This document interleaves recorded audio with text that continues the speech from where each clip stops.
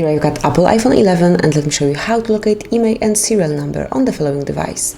So let's start with the first method. Let's open the phone dialer at first and now enter a secret code which is *pound 06 pound.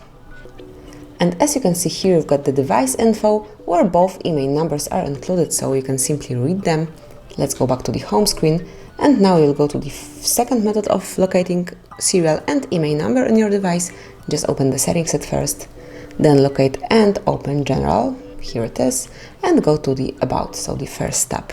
And if you scroll down a bit, you will notice both serial number, which is here, and then a bit lower, you will also notice IMEI number for your device's SIM cards. So that's basically all. That's how you can locate both numbers for your Apple iPhone 11. Thank you for watching, please subscribe our channel and leave the thumbs up.